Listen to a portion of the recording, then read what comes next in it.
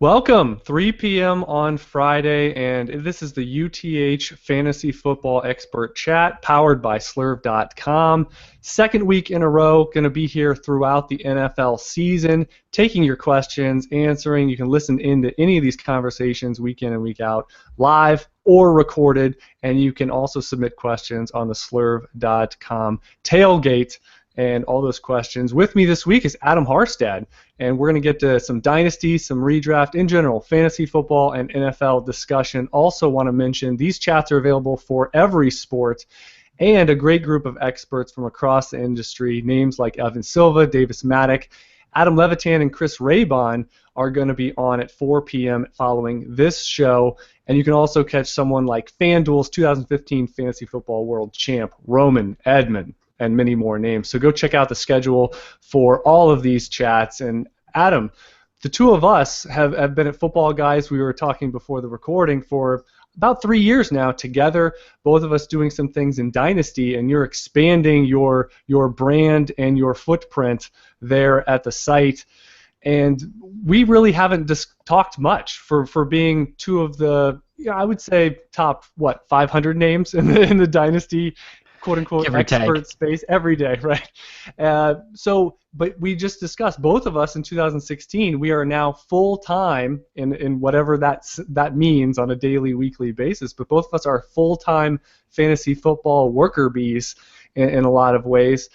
So welcome, and at Adam Harstad on Twitter, myself at Chad Parsons NFL. You can always find us there for discussions between episodes and between all the projects we're doing. But welcome. And what are some of the projects you have working at Football Guys and beyond for the 2016 season? Thanks, Chad. So like you said, we've mostly been Dynasty for the most part. I quit real, actual being a productive member of society when my son was born 3 years ago. And so he's entering school full time. So right now I'm doing basically whatever needs to be done. Anytime anybody asks anything, I say, yeah, sure, let's do that. So I've been doing some Dynasty. For the past couple years, I've been doing player upside projections, which is if everything breaks right for this player, what is the 90th percentile that we could expect him to hit realistically. I'm doing punt and kickoff returner projections this year, so get hype about that. I know we've got a lot of punt and kickoff leagues out there coming out of the shadows. And then just because I'm a masochist, I decided to start a podcast this year too. So that's Fantasy Football in Theory. That's on iTunes and Stitcher right now. Great. And I host the Under the Helmet Weekly podcast, and UTHDynasty.com is my Dynasty baby, so you can get a FanDuel promotion with FanDuel.com/UnderTheHelmet to get a free General Manager subscription for the next 12 months and all of the audio content for Dynasty you could possibly desire. And the two of us, we're going to hit Dynasty, we're going to hit Redraft, everything in between. And I wanted to start, because you're doing kickoff and punt returns, what do you think about the new rules coming out now with the touchbacks coming out to the 25? There's been a lot of discussion on what push-pull impact strategies we're going to see from NFL teams. From the preseason, I know that may not be the best litmus test, but it's all we have so far. In terms of you projecting opportunities, I'll say, do you think it's going to go the way of NFL teams trying to pin and force returns to get them inside of the 25, or are we going to see the booming through the end zone touchbacks as we've seen in recent years? Well, so far through preseason, touchbacks are actually up a tick, or not touchbacks, returns are actually up a tick from where they were at this point last year.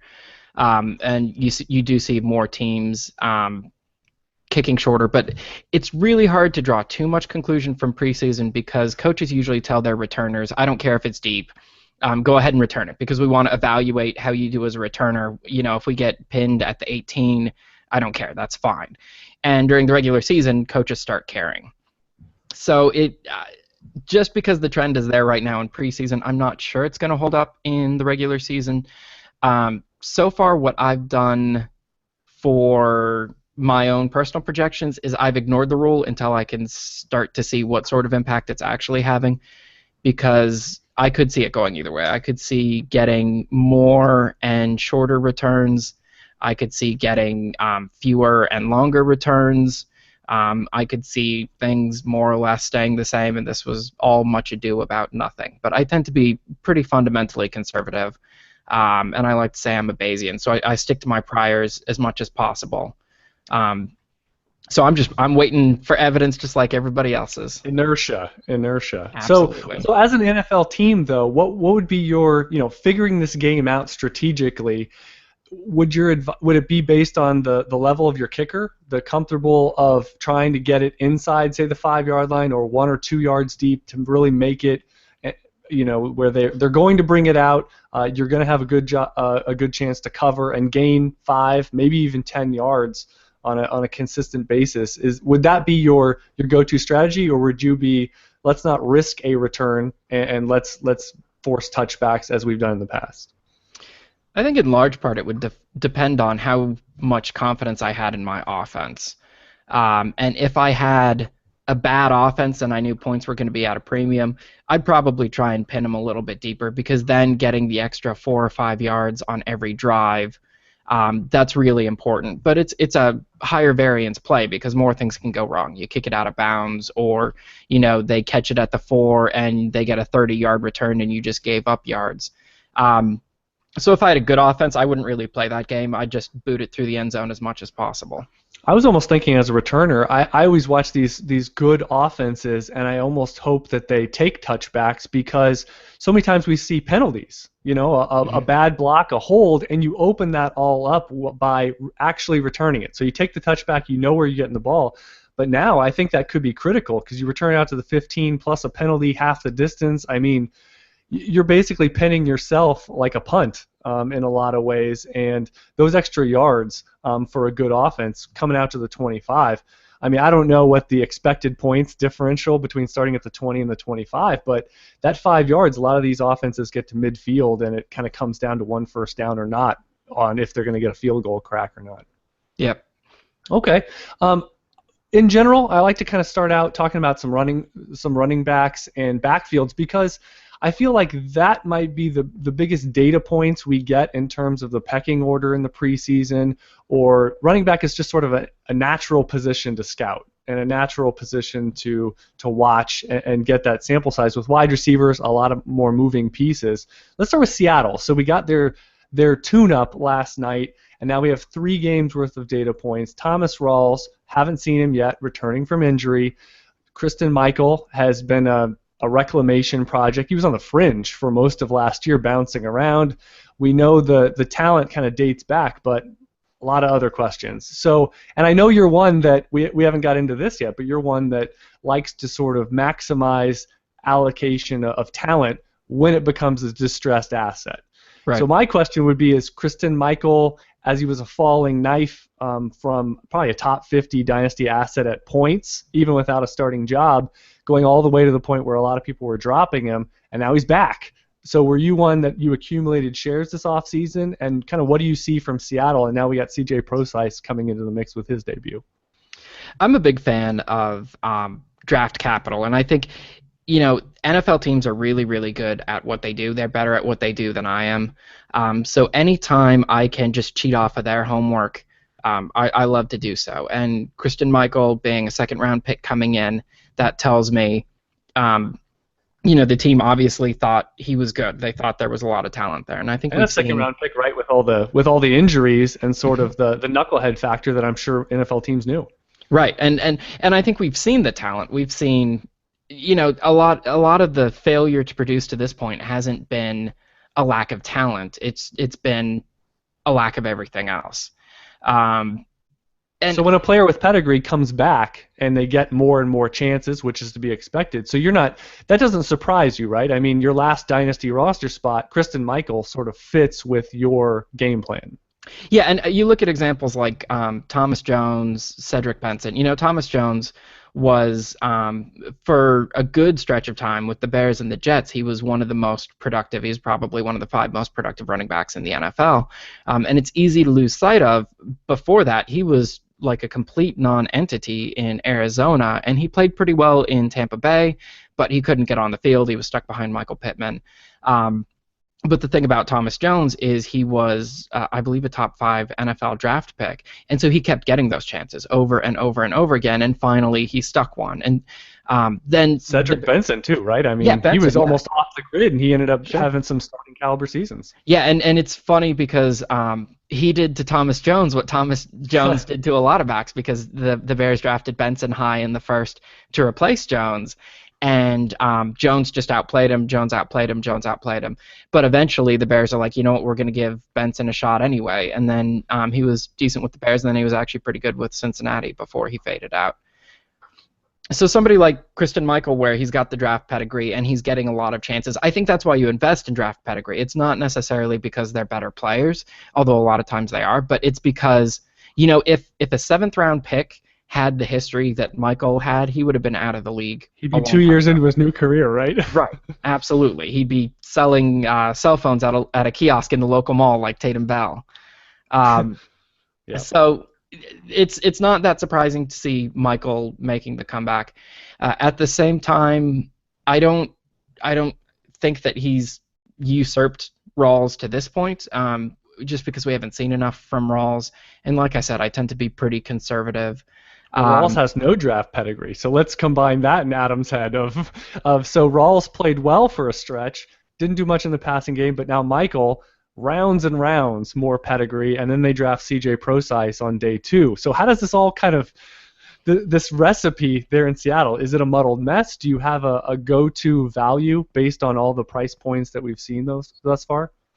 I still think Rawls is the guy to own there, and he does lack the pedigree, but he was really good, and moreover, you're seeing a lot of commitment from Seattle's front office. Although, you know, I say that they drafted Prosise, but adding Christine Michael is not really a knock on Thomas Rawls, because Christine Michael was free. You know, there's no reason not to add him.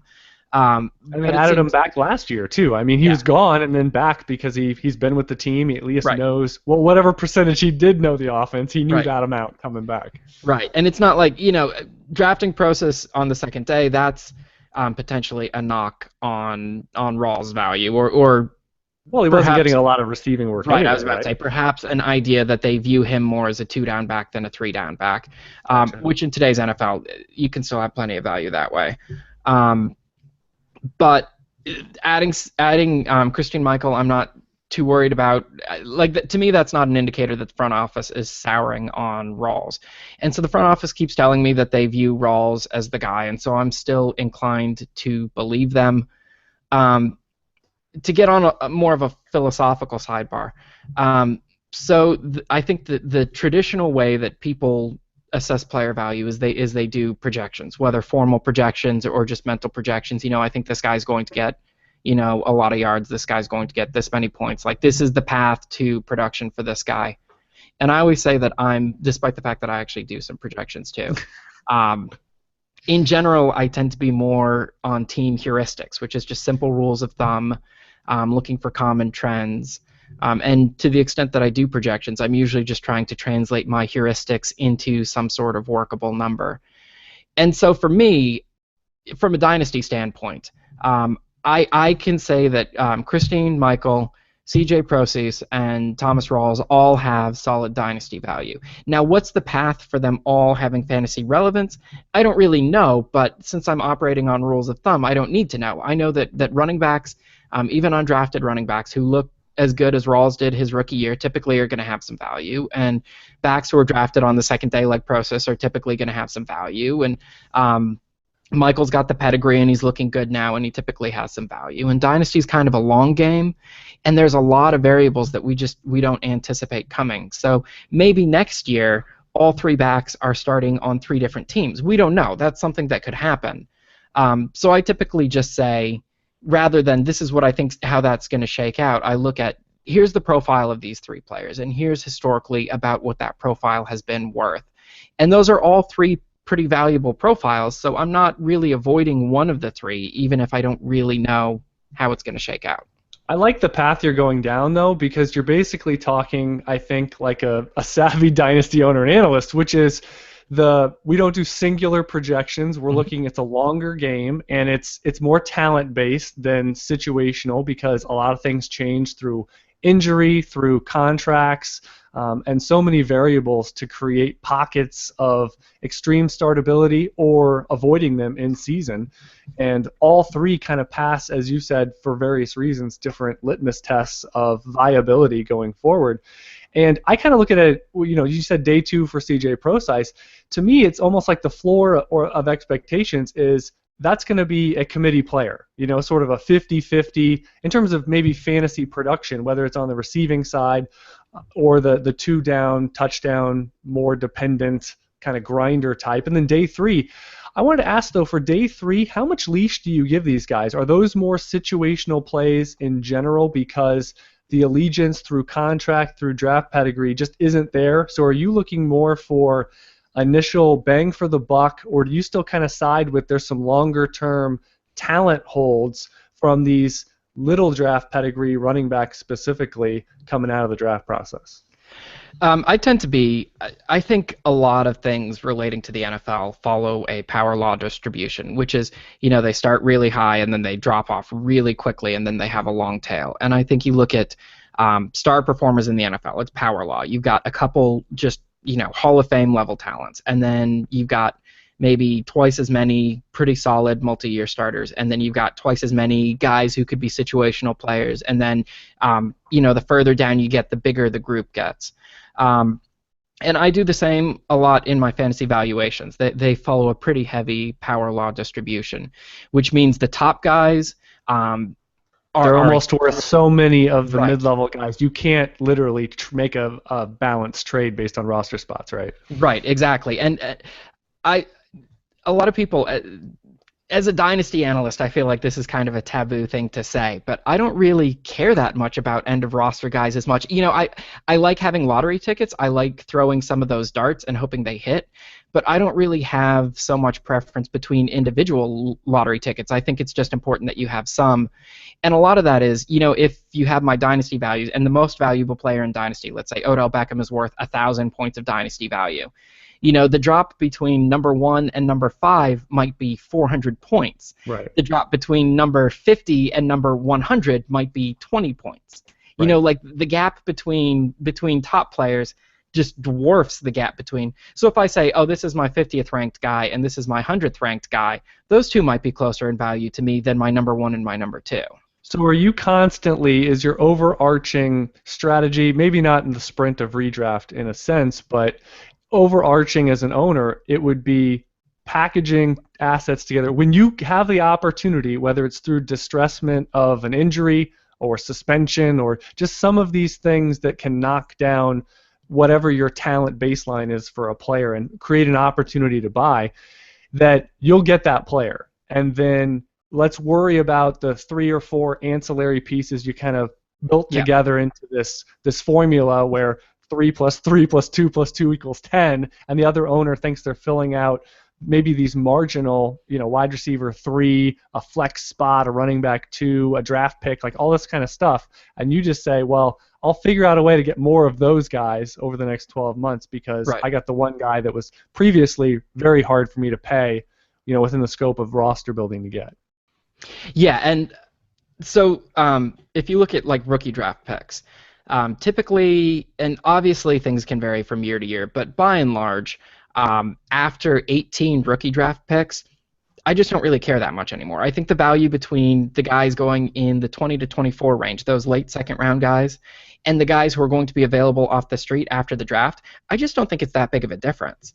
So I'll throw those things in like candy. I've got a trade and a guy's hemming and hawing, and I'm like, I'll throw you in like 3/3 and a second and a late second because I don't even care at that point. I feel like I can get guys who are almost as good off of waivers. Guys who have that similar lottery ticket type profile. And one of the things I like to do is I load up on lottery tickets, and if any of them become sort of a flavor of the moment, I'll trade that one and then just add another lottery ticket off the street. And I think you can keep accruing marginal gains that way without really sacrificing the makeup of your team. Yeah, that's kind of the direction I was going with this discussion. I was going to say, how do you go from what's your take between flavor of the week, waiver wire, or say someone you drafted in the third, fourth round? So draft pedigree is probably low, perception is low, maybe opportunity value is the thing that's going in that direction. Or if you hit, that's going to be what it is. So if something breaks their way in the preseason or the regular season, so do you have any examples of say the last year or two of your dynasty ownership and teams that where a player has gone from that perception on your valuation to closer to a core level asset where you haven't flipped them, or is it pretty much the rule is just when in doubt, the odds say they're not going to last for long. Very few examples, the Arian Fosters of the world, or heck, maybe even someone like Antonio Brown years ago qualifies, but they don't really get all the way, if you will, to being that long-standing asset. Actually, I have an older example that I know off the top of my head because I gave it a lot when I was first articulating the theory. So I have a dynasty league where I traded Jordy Nelson and Donald Driver and Miles Austin and Austin Collie and Pierre Garçon, and I'm trading away all these guys, and I got like 4 second-round picks out of it. And on its face, you're like, wow, that is a terrible series of trades. But the thing is, the only reason I had the roster spot for Jordy Nelson in the first place is because I traded Donald Driver. And the only reason I had the roster spot for Miles Austin is because I traded Jordy Nelson. And then the only reason I had the roster spot for Pierre Garçon is because I traded, and so it's a chain where I'm just chaining that one roster spot. And so if you look at it that way, it's not like I traded the entire sequence of receivers for 4. It's that I traded the first receiver for 4 second-round draft picks. Because if I hadn't traded him, I wouldn't have had the roster spot for the other ones. Right. So I think people forget. I mean, you say Jordy Nelson. He was a long hold and a long developer in that Green Bay, right? Yeah. And probably Driver was on the downside Absolutely. of his arc there in Green Bay. But yeah, and you get 4 second-rounders. How many first-rounders can that turn into? Did you get at the end of the whole thing, did you end up with a blue chipper? Like, that's the whole giant pyramid of all the trades. Yeah, absolutely. And also included in that list are the, Mike Sims Walker and Mike Wallace, who was good for a while, but I flipped him for, I think, a first, and, I got good value out of a lot of assets. And the thing is, one of the big limiting factors on a dynasty team is roster spots. You can only roster so many players, and by turning these players into picks, you're also gaining these roster spots back. And those picks don't lose value. I mean, that's the thing people forget. You basically hit the pause button of their valuation. Now, maybe, I mean, let's even rewind. Someone like Charles Johnson in season, right? I mean, he flashed up, had 4 to 6 weeks 2 years ago, but you flip him, I'm sure, like a Stephon Diggs, you probably could have extracted a first-round pick in the moment, and you say to yourself, what are the odds he perpetuates this? And I think one thing, and so you do a lot of projections and just sort of looking out and historical looking back. And I think people in general overestimate the consistent longevity factor, is how I'll say it, of these assets. As you said, it's a pyramid. The very top, these guys we throw out as outliers from the age curve perspective, or outliers from draft pedigree, outliers from, say, not missing games or not having the perceived, injury discount going on in the marketplace for them. All these things, that's really trying to shoot. I say shooting the needle is what I call it. Like, if you're betting against a lot of those factors and just, oh yeah, they're going to keep doing it over and over again until this age, or despite the fact that their contract says this, or despite the fact they were a 5th round pick and they've done it for 3 games, or whatever it is, it just seems like eventually you're going to roll snake eyes because of that, I don't know, hubris, or that you think your valuation is the exception to the rules. Yeah, and I say, I think one of the things I say the most is there's really no more overrated asset in Dynasty than a young wide receiver with upside. Because I get how excited it is to be about a young wide receiver with upside. And you look at Allen Robinson last year, like, all he was a young wide receiver with upside, and now he's, a top 5, top 10 Dynasty asset. Right. But there are a lot, if you look at supply and demand, there is a huge supply of them. And if you get rid of one young wide receiver with upside, it's pretty easy to get your hands on another, just even off of waivers. I think it's one of the few assets that you can routinely get off of waivers that will actually gain dynasty value. Well, and how many? Here's the other thing: is wide receivers, they're longer lasting. I think compared to running back, that position, that opportunity churns less on a week-to-week and season-to-season basis. So that means how many jobs are open? Yes, there's 2 or 3 on the field. There's more than running backs in terms of snaps available, but yet how many are truly open? To a riser, one of these, as you said, young with upside. How many are truly being groomed, or the perception is there that if they do X, Y, and Z, that's it. They're our core go-to wide receiver, and now as a fantasy owner, you can count on them. You can count on me. You can count on this team.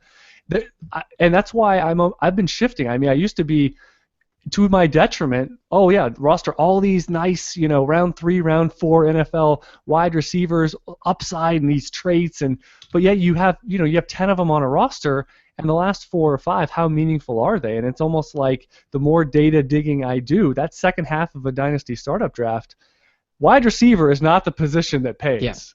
Yeah. It's everything else. I mean, heck, if you a shoe wide quarterback, right? And there's some nice gravy, production or otherwise, for quarterbacks, tight ends, especially, and running backs. I mean, we know, just take your role, right? Take 5, 6 of them, because the odds that all of them roll snake eyes is very low.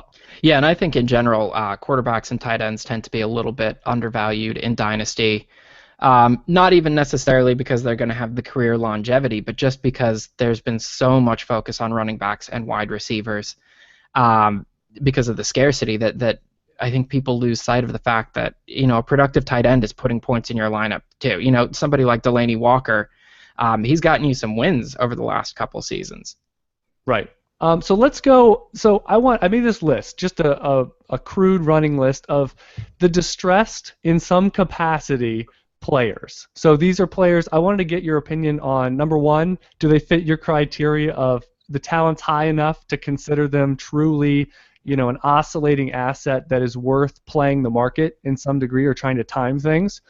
And then just sort of your thoughts going forward. So let's start with the most distressed and most recent, I'll say, is Carlos Williams. So someone that had a historically for his draft pedigree, that was a very strong rookie season, positional convert, had some traits that are desirable playing on the inside with his natural size, but now he's on the outs, suspended, without a team.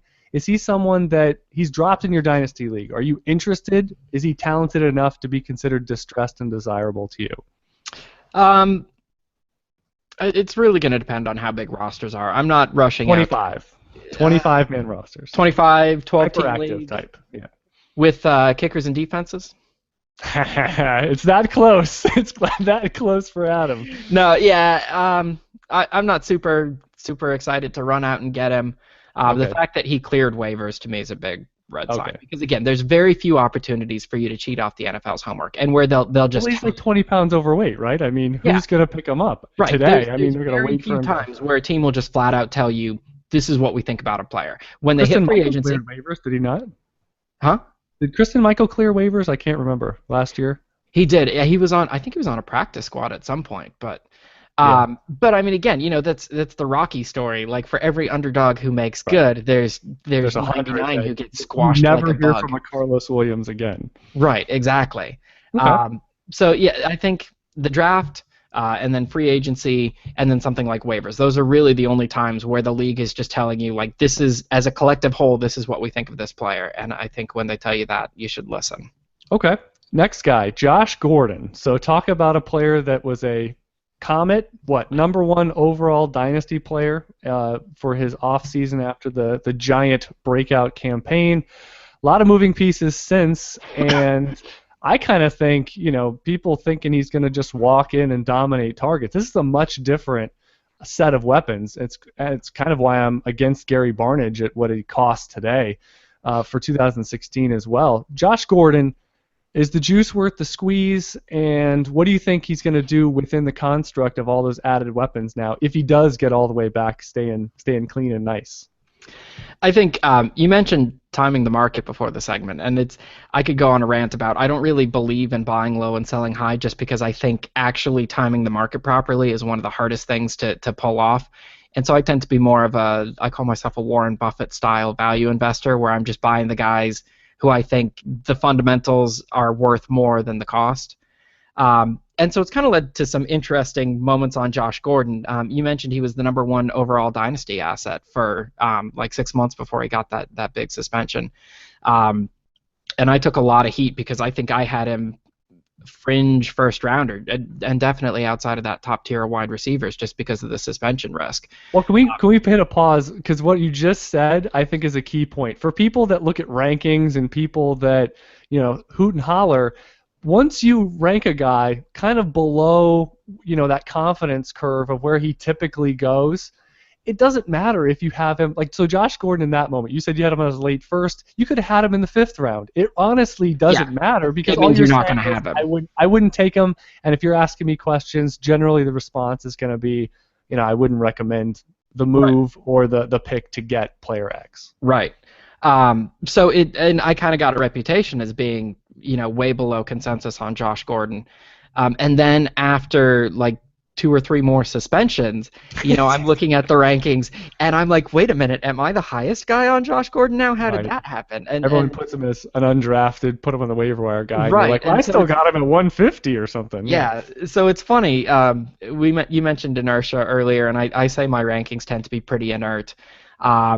Unless it's a player where I really have no knowledge whatsoever, where there's just no information behind the ranking, then they can do some pretty wild swings. But once we pretty much know what a guy is, he's not going to be shooting up or down too much. And so if the consensus starts yo-yoing him, I can easily wind up going from the lowest to the highest. Did you think Gordon, when he hadn't been reinstated yet and he moved up, I saw him consistently in the 20 to 25 startup area. Is that the risk tolerance of could he be back to the first round? Certainly, but there's a lot of risk here. Where did you fall in that line when he was there earlier? Oh, I was below him there. So it's funny. I went from like the lowest on Josh Gordon to the highest on Josh Gordon back to the lowest, and I'm like, I haven't moved. I'm in the same place. I think if you're less emotional, I think you're probably going to be less. You just kind of stay near the middle of the road. Mm-hmm. You oscillate a little bit, a few degrees from center, but not really. Okay. So as of today, though, I mean, so what do you think about that situation, though? Can RG3 resurrect things? Corey Coleman. I mean, there's a lot of moving pieces in that passing game that was, I think, one of the 2 worst in the league by the statistical measures last year. And I think you raise a good point about Josh Gordon's risk. People see, Josh Gordon is a suspension risk, and obviously he is. There's really no question about that. They say binary. They say he's going to be either 20 points per game or he's going to be out of the league. Right, and I was building a timeline the other day, and I think he's had like 12 drug-related incidents since he entered college at Baylor. Discussion, right, of getting Adam talking about relapses and probabilities of suspensions, and So I think this last time before this last failed test was the longest he'd ever gone between a drug-related incident, and that was like 14 months. So there's obviously a lot of suspension risk there still. I saw a tweet. Somebody said he hasn't gone a year without failing a drug test since he was in 7th grade because he was getting drug tested in Pop Warner or whatever, like the high school. Drug tested in Pop Warner. Yeah, I don't know. So I don't know how credible. I was surprised though. I saw a stat on Twitter. Can't credit the person. I can't remember, but just that a lot of basically the recurrence rate from say stage 1 or level 1 to level 2. I mean, it wasn't very high, but then once you get deeper into the program, the recurrence rate gets so high. But that's probably because, this becomes chronic. I mean, you're going to get tested. It's the people that pop at the combine, right? I mean, it's coming, but it's such a habit in your life that you just can't get it out for whatever the motivation. And this is actually a very fitting topic because I just published an article on this yesterday with Le'Veon Bell. So how the drug program is set up. It's not set up to catch people who do drugs. And just flat out it's not. And I know this because if you ask any former NFL player, you say, what percentage of the league is smoking marijuana? And like Scott Fujita, Lomas Brown, Ricky Williams, there's been dozens of NFL players who've weighed in, and the estimate is always somewhere between 30% and 70%. There was a GM. At 30 to 70% don't get suspended. Right, yeah. There was a GM who weighed in, and he's like, yeah, if you look at the combine, I think like 40% of prospects at the combine had either tested positive at the combine or had a college positive test on their record. And he's like, that's totally in line with league averages. That's about half the league. Half the league right now is smoking pot. And the reason they don't get suspended is because the program is set up. You get tested once a year, and it comes during a 4-month window. But to save costs, realistically, the test comes at the beginning of training camp, where everybody's in the same place and they can just knock them all out at once. So it's really an IQ test. Don't smoke pot for 6 weeks before training camp, and you won't get tested. And then once you get your one test, there are 0 more tests coming for 12 months. Right. You can smoke unless you're higher up in the program, correct? Exactly. And so it's not meant to catch people who do drugs. It's meant to catch people who can't stop doing drugs when they know it's coming. Do it all off season, but are you smart enough to stop when you need to stop? So if you get in, so there's a lot of people who enter stage 1 of the program either because the test didn't come at training camp and it caught them by surprise, or because something else happened. Le'Veon Bell got busted for DUI and the car was filled with smoke. And so then they get into stage 1 like that. And then once you're in stage 1, it lasts for 2 years. You know you're going to be getting tested all the time. And so you just say, all right, it sucks. I'm just going to quit for 2 years, and then I'm out of the program. And you can go back to, it's like you were never in the first place. So the vast majority of the people who get into stage 1 are people who can quit anytime they want to. They just don't need to quit because they know they're not going to get tested. But then they start getting tested and they're like, all right, so I'm going to quit. And then once you start failing tests once you're in the program, that says, I know I'm going to be getting tested 10 times a month, up to 10 times a month. You're not beating that test. You're getting tested so much that you can't smoke marijuana anymore. And so if you start failing tests in the program, then you're to the point where, all right, you've known this was coming and you failed, because you have to fail at least 3 tests before you're actually missing games. Yeah, I think people don't realize how deep you have to get to be in this level of caring for us that actually impacts us. Because it's all anonymous before that. There's privacy laws, so we don't know. For all we know, Tom Brady's got 2 strikes against him, and his next strike he's missing games. We don't know. Right. Yeah. It could be. Yeah. So they by let the us time know what they let us know. Right. By the time we hear about it, that's 3 failed tests, and that's a pretty strong pattern of behavior. And so then you're like, this guy has a problem. You can quibble about whether it's an addiction problem, what it is, but this guy has a problem. And so there's a huge chance that this problem is not just magically going away overnight, because it didn't magically go away overnight after the last 2 tests. So that's a real risk. Well, so Josh Gordon qualifies. Absolutely. Real risk there. But Le'Veon Bell is kind of an interesting case, because Le'Veon Bell, and pretty much all parties will agree on this, Le'Veon Bell has never failed an NFL drug test. He got put into the program for getting a DUI, which, remember, half the league is smoking pot, so that's essentially bad luck. He was the guy who got busted by the cops. That could have been anyone. And then he got suspended again this year for missing tests. He claims that he changed his cell phone number and he never got the notification. Whatever. Maybe the dog ate his homework, maybe it didn't. It's worth noting that he actually completed, he did an intervention program for the parole, and he completed that at the same time. So if they were drug testing him, he passed those. So it's possible that Le'Veon Bell is being honest when he says he hasn't smoked marijuana in the last 2 years, and so the possibility exists with Le'Veon Bell that he doesn't have a drug problem, and he's one of those players who can stop smoking when they need to. But with Josh Gordon, he's got a problem at this point. Which means every step of the way, be skeptical, right? Yes. Be skeptical every day. It sounds like he's more and more likely to the next hammer is going to fall. Yep. Well, and where do you? Let me just ask to finish Josh Gordon. Where do you fall on this? Because I say the last time he was on the field, he wasn't even that good. And so you get a first-round pick coming in. Terrell Pryor, big wild card there. Gary Barnidge is a viable tight end. I just, to think he's going to come in and, oh, please, Josh Gordon, take a prorated 125 targets on an annual basis. I think that's folly to kind of project and think that back to the binary outcome. He's going to be great or he's going to be off the field. And I kind of think he can just be back and be a wide receiver 3. Totally. I mean, a boom-bust weekly wide receiver 3. Best case scenario for him would be something like Vincent Jackson, where Vincent Jackson was a monster, and then he had that year in the year where there was no CBA, and he didn't actually have a contract, and the Chargers were offering him like $500,000, and he's like, no, I'm not going to play for that and risk my big payday. And so he held out for most of the year, and then he came back for the last 6 games so that he could accrue a season's worth of service and hit free agency. And he wasn't really that good in those 6 games. You know, he was he was there. He was on the field. He showed some flashes, but he wasn't really that invested. He had missed most of the install of the offense, and he was just kind of there. And then he went to Tampa, and he's a monster again. And so I think that's the best case scenario for Josh Gordon is the last time he's on the field, he was just kind of there, but that's because he wasn't really installed in the offense yet, and this year he's going to come back and be a monster. Final question on Gordon that I have, and so all the insight you have on the drug program. Number one, is Gordon in it forever? Where he is now, or how long does he have to go and be a good boy and a good soldier before he's back to you kind of know when you're getting tested? So the rules are stage 3 is indefinite.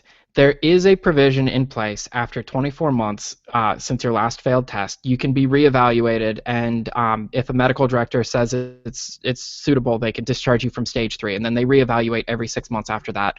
But that's going to be dropped down to stage 2. No. The 6 months you would drop down. Oh, you're out of the program entirely. Like you were never in the first place. First test gets you back in stage 1. But that's not the default. That's if the medical director says he no longer presents this risk entirely. I got you. And from 2 years, what is day 1 for Gordon? So where's the clock on the 2 years for Gordon? Whatever his last failed test was. But here's the thing, that's not the default. That's special circumstances if a medical director. That's best case. Right. Well, and you just said since 7th grade, so who's getting that? Right. Exactly. He's the last one to get the special privilege. Absolutely. And even if he did, A, we wouldn't know about it. For all we know, he's still in stage 3 because that's private. And B, that assumes he stays clean for the 2 years in the first place. And like you said, who's going to get that? It's not going to be the guy with that many failed tests. And the recurrence rate. And just let's put it in a dynasty. We've all had that guy where, I mean, if you want to make jokes about Darren McFadden, he gets hurt getting out of bed or whatever you want to say, but when you get a player with off-field concerns like this, a risk guy, you wake up every day and you wouldn't be surprised if it's your Twitter feed or you just see on the NFL Newswire that so-and-so, I mean, if you pick 10 players in the NFL that you wouldn't be surprised at all to wake up and see that, and your guy's on that. Just to me, I'm kind of over it. I'm just kind of over going down that path of risk. And it sounds like from all your digestion of everything that feeds into this risk factor, you're generally on the lower band when people don't evaluate that to its full degree. And here's, I was saying that I think production follows a very power law distribution. I think having that top 5 upside, that's a big deal. I will tolerate a lot of risk to get that top 5 up. Well, for what cost, right? I mean, you just said exactly Gordon the point. 25 overall. Heck right. No, which meant, but where do you have him? 50, 100? I mean, exactly. And when you get in that range, there's really nobody else who has that kind of upside, and it starts to make sense. But in the second, third round of startups, there's other guys who have that kind of upside. There's no need to take on that risk unnecessarily, chasing an upside that you could get elsewhere. Well, let's bring one other player into the fold, and that's Martavis Bryant. So this is someone similar range. I remember back early in the offseason, he was in that similar 20 to 30 overall, and he was at that 2-3 turn, and one of those. He's like a baby deer. He doesn't really know what he's doing, yet he's performing at 16, 17, 18 points per game in this high-level offense. What's the Martavis Bryant off-field story, and then what's your risk tolerance for him going forward based on that? Well, I was a little lower than consensus on him in the first place just because I thought a lot of the ranking was about potential, and potential to me is a word for he hasn't done it yet. And who knows if he ever will. I think he was kind of being ranked, I won't say necessarily at his best case scenario, but he's maybe being ranked at like a 66th to 75th percentile outcome rather than at like the true midpoint of the full range of possibilities. Did it bother you that Antonio Bryant in his prime was there? Does that factor in that a guy, I kind of see him as the Robin to a Batman, or do you think in special cases like a Roddy and Julio, I mean you kind of feed the beast if that's where the talent is? Well, like I said, I'm a heuristics guy, so I'm not looking at it in that granular of a I level gotcha. where, I'm just looking at how good is he, how proven is he, what's this track record, how old is We he, didn't do anything at Clemson. and yeah, and exactly, and so historically, what's this He's a combination round been four worth? pick. And so I liked Bryant. I definitely saw the upside, but you know what I say, the most overrated asset in Dynasty is upside in a wide receiver. You Well, know, it's it sounds like you were out the moment he started hitting because you yeah, look at the production was abysmal in college, and then you see medium level draft pedigree of the 7 rounds, and then you see a guy, and especially now, right when he's going to miss the year, and mhm. that gives a year for a lot of other things to happen in Pittsburgh. Life passes you by, in a sense, and now what stage is he in? He's in stage 3 now, so he's had Stage at least three right. positive tests plus whatever in college. Stage 3. So So there you go. and And is he right there on the same level as Josh Gordon for you, or it doesn't really matter? Stage 3 is stage 3. in terms of risk, Yeah, he's that lower risk. He's lower risk than Gordon just because he's had fewer fail. Although I don't know, I'd say it's about the same. I think once you're failing, 3, 4, 5 tests, well, I now it think becomes you have to quit right, because you're tested so often, or at right. least you know And that's I on. guess are you more likely to quit after your third failed test than your fifth or your eighth? Or I don't really Right. know. I mean, I think at that point, and the literature on again, addiction is always a loaded term to use, but the literature is somebody with an addiction problem. Um, they have about a 50-50 shot of staying clean a year after rehab. It's not great odds. It's kind of grim. I'm not burying them entirely because 50% is still 50%. There's a good chance. But yeah, risk-wise, I think they're pretty similar. I don't think he quite has the upside or talent of Gordon. Um, and like you said, with a year off, who knows what happens? Who knows if he's the same player when he comes back? I gotcha. Final thoughts. We got 3, 4, 5 minutes left of the show. Is there any player that, whether it's the preseason or you've seen the dynasty marketplace moving now a lot more since the NFL draft pause? I would say we've had that to digest.